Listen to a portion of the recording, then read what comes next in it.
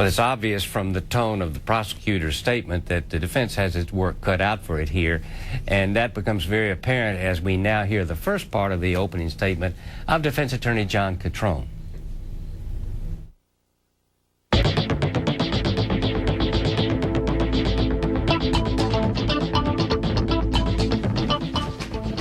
Good afternoon, ladies and gentlemen, again. And I suppose I could get up here in a dramatic fashion and give you a euphemism or something to latch on, like a train of death and whatnot. But as attorneys, we get up here, an opening statement, and we make promises. Although it's not evidence what we say is a promise as to what we think the evidence is going to show. So when the prosecutor makes his promises to you at the end of the case, I ask you to look over there and say, has he made good on his promises? Because those are promises. He was in charge of his train of death and ran over Robert Campbell. That is his promise to you, ladies and gentlemen of the jury. That's a promise that he must keep before you can come back with a verdict of guilty of murder in the second degree. That is his promise. Sounds good in opening statement, but I'm going to tell you right now, it's not remotely what the evidence is going to show you. And what the evidence is not some eloquent speech with some euphemisms and some good-sounding lingo. It's what comes from this witness stand.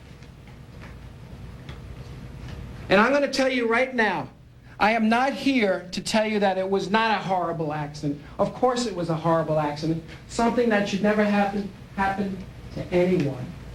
And my heart goes out to the family. But this is a horrible accident. And using your common sense, you will see that. And right out of the bat, I can tell you right now as we sit here, if he was wielding his truck of death, why would he take his 12-year-old son with him over to the neighborhood to egg the house? Let me say that again.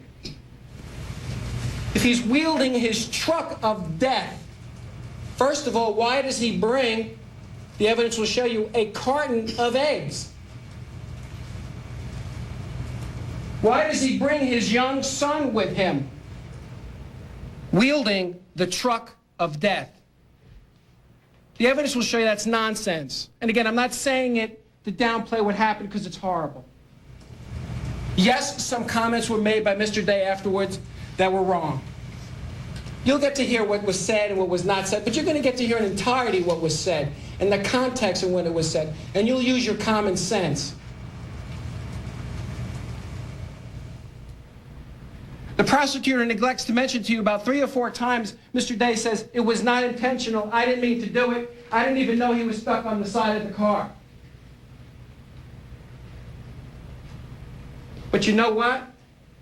Better than the eyewitness testimony, better than having to speculate as to what everyone was thinking, you're going to hear from an expert at the end of this case, from this stand. He's going to tell you that the evidence flies in the face of what the prosecutor is telling you about running over Mr. Campbell. It just did not happen that way. And the physical evidence, such that it is, and I say such that it is because the traffic homicide quote-unquote expert, he doesn't even remember whether it was raining or not that evening, which in fact it was. Think something important with acceleration, doesn't even remember that. Doesn't even remember the lighting. Detective Babcock, the quote-unquote expert for the state, doesn't even remember what the lighting was in this cul-de-sac.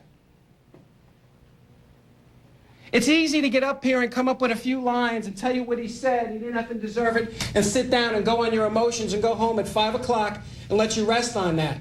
But that's not what the evidence is in this case, whether we like it or not.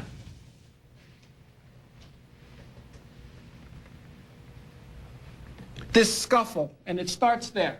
First of all, Mr. Day repeatedly called 911 for over a year about how he was being harassed, him and his son. That's number one. And what happens is that night his house gets egged. He goes to a Mr. Prosper's house. And this quote-unquote scuffle. What's important to note is, firstly, he goes over there with a carton of eggs and his son. What kind of rage is that to kill when you're bringing a carton of eggs and your son, the same very thing that happened to him just minutes ago? Did he have a gun? No. Did he have a bat? No. Did he use a baseball bat and go over there and smash out the windows because he was in such a rage? No.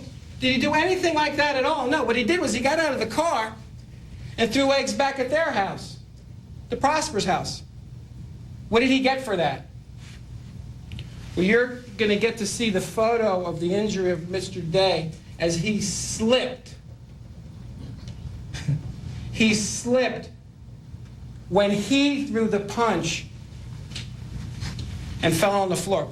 The problem with that is when you see this photo, his whole eye has a gash over it. When you use your common sense, you will know how that happened. You will be insulted to think that he actually fell to the ground and that's how he got injured. That's an insult. And what makes matters worse is you never got to hear in the prosecutor's opening statement that Mr. Day, guess what, was wearing glasses, folks. Glasses. And when he was punched in the face, because that's what happened, and fell to the ground, guess what fell off? You know, I don't have the burden of proof here. But I'm the one to tell you that the glasses fell off and fell to the ground, and they were found in evidence hours later. When this incident that happened, this horrible accident that happened at the cul-de-sac, Mr. Day was not wearing his glasses. They were smashed, and they're in evidence. You'll get to see them. And you'll get to see how strong they are. So now we got raining. Now we got no glasses on. Things that I had to bring up in the opening statement, by the way, even though I don't have the burden of proof, and I don't have to promise anything.